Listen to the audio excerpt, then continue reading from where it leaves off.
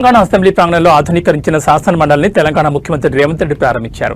శాసన మండలి చైర్మన్ గుత్తా సుఖేందర్ రెడ్డి అధ్యక్షతన ఈ కార్యక్రమం జరిగింది. ఈ వేడుకలో డిప్యూటీ సీఎం భట్టి విక్రమార్క, మంత్రులు పొంగులేటి శ్రీనివాస్, కోమటిరెడ్డి వెంకటరెడ్డి, శ్రీధర్ బాబు, పొన్నం ప్రభాకర్ తదితరులు పాల్గొన్నారు. శాసన మండలిని అత్యాధునిక హంగులతో పునర్నిర్మించగా మేళతాళాల మధ్య సీఎం రేవంత్ శిలాఫలకాన్ని ఆవిష్కరించి ప్రారంభించారు.